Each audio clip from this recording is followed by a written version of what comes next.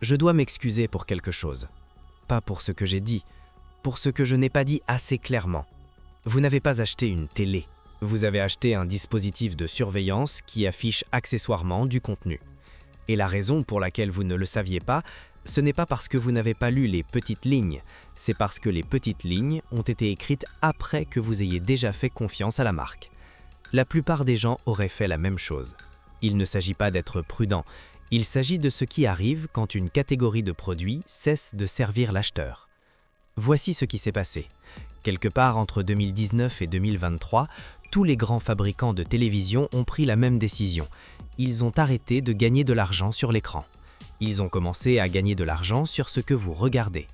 Pas si vous regardez des publicités, si vous regardez tout court. Chaque entrée, chaque application, chaque pause, chaque retour en arrière, enregistré, empaqueté, vendu. Selon les données de test de rtthings.com, presque toutes les Smart TV vendues en 2025 sont livrées avec l'ACR activé par défaut. ACR, Automatic Content Recognition, reconnaissance automatique de contenu. Ça semble technique, ça l'est, mais voici ce que ça fait en termes simples.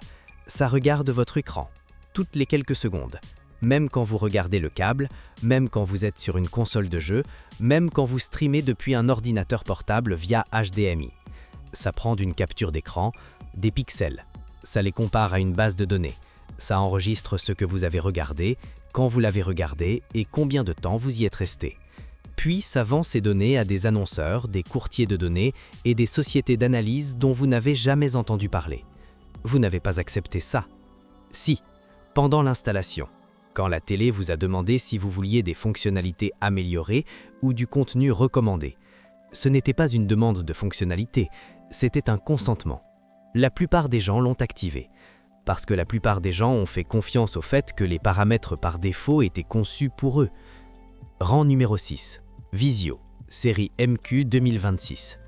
Ce à quoi l'acheteur a fait confiance, Vizio a toujours été la marque budget qui joue au-dessus de sa catégorie. Excellente couleur pour le prix, HDR correct, local dimming solide. rtthings.com a donné à la série MQ 2026 un 7,8 pour la qualité d'image globale. Les gens l'ont acheté parce que ça avait du sens. Pourquoi cette confiance existait? Parce que pendant des années, Vizio a gagné sur le rapport qualité-prix. Vous pouviez obtenir 85% des performances à 60% du prix.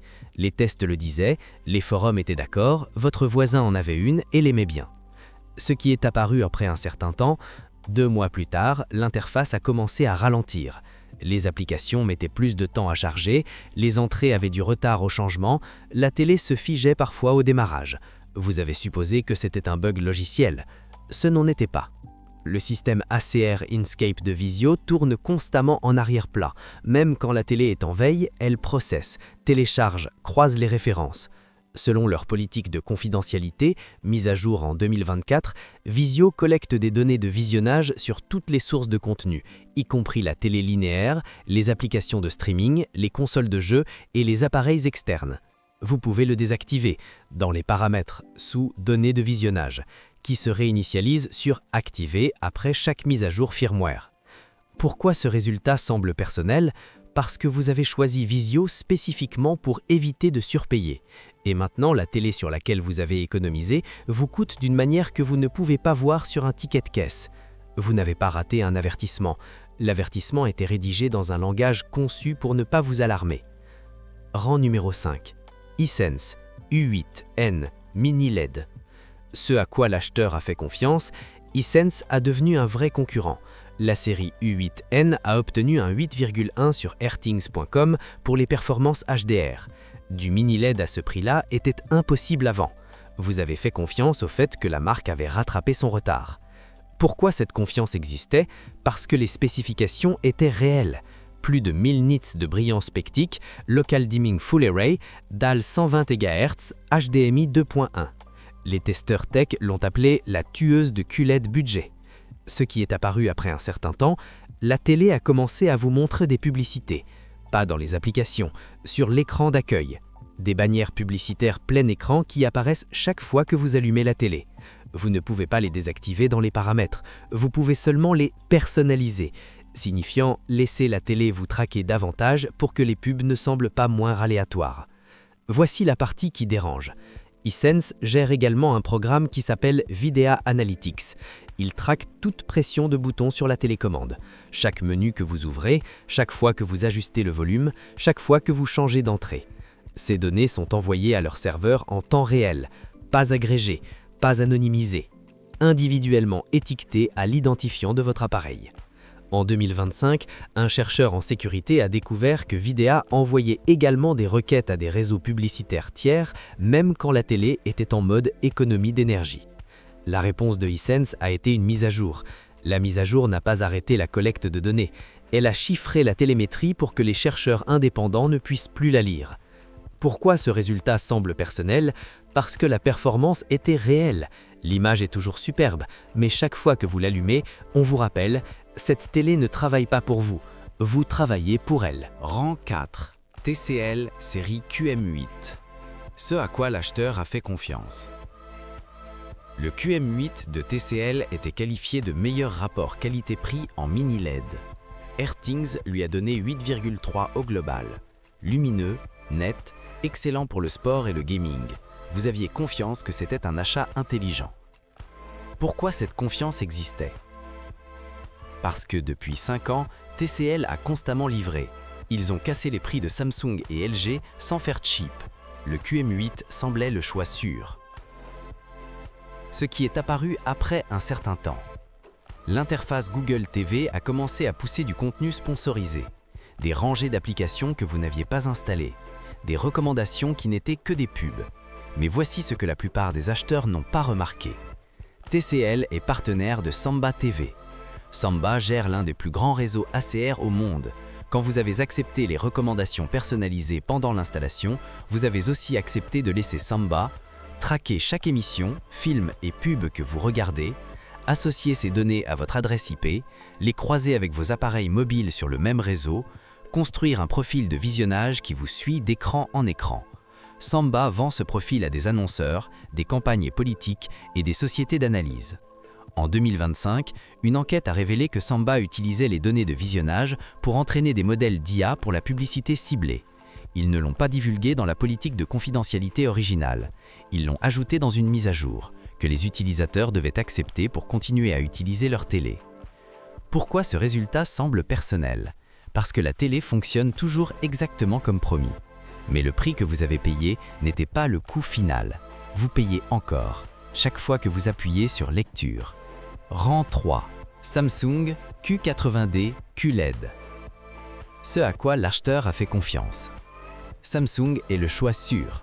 Le Q80D a obtenu un 8,0 sur Airthings pour usage mixte, lumineux, fiable, bien supporté. Vous avez fait confiance à la marque. Pourquoi cette confiance existait? Parce que Samsung est le leader du marché depuis plus d'une décennie. Vous avez vu leur télé dans des hôtels, des bureaux, des salles d'attente. Ça semblait le choix évident. Ce qui est apparu après un certain temps. Vous avez commencé à voir des publicités dans l'interface, sur l'écran d'accueil, dans le menu des applications, même dans le menu des paramètres. Samsung appelle ça Discovery. Vous ne pouvez pas le désactiver. Vous pouvez seulement vous désinscrire des publicités basées sur les centres d'intérêt. Ce qui signifie que vous avez quand même des pubs. Elles sont juste moins ciblées. Voici le problème plus profond. La politique de confidentialité de Samsung leur permet de collecter des données vocales si vous utilisez le microphone de la télécommande, d'accéder à votre réseau Wi-Fi pour détecter d'autres appareils intelligents, de surveiller la présence physique via des senseurs de mouvement sur les modèles de haut de gamme, de surveiller les comportements de visionnage et schémas d'interaction. Tout cela est téléversé vers le cloud de Samsung, où c'est stocké indéfiniment, sauf si vous soumettez une demande de suppression manuelle qui doit être faite tous les 12 mois. En 2025, une enquête a révélé que Samsung utilisait les données de visionnage pour entraîner des modèles d'IA pour la publicité ciblée.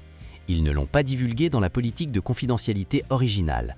Ils l'ont ajouté dans une mise à jour, que les utilisateurs devaient accepter pour continuer à utiliser leur télé. Pourquoi ce résultat semble personnel? Parce que la télé fonctionne toujours exactement comme promis. Mais le prix que vous avez payé n'était pas le coût final. Vous payez encore, chaque fois que vous appuyez sur Lecture. Ce à quoi l'acheteur a fait confiance. La série C OLED de LG est la référence. Le C4 a obtenu 8,6 sur Artings pour la performance globale.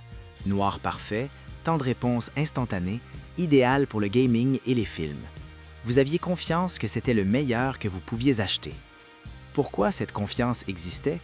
Parce que pendant des années, c'était le cas.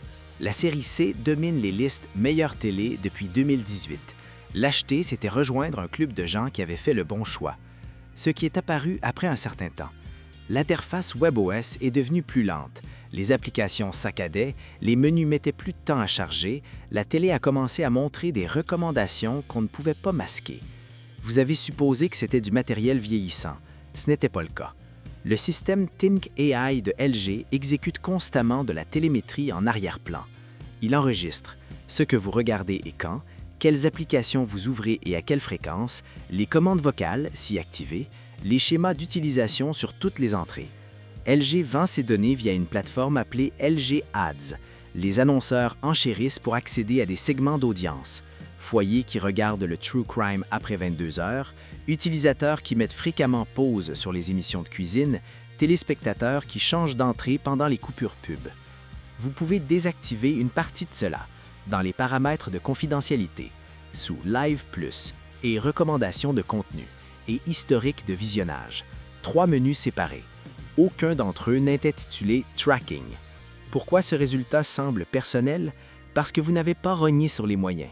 Vous avez acheté la télé que tout le monde disait d'acheter, et elle vous traite quand même comme de l'inventaire.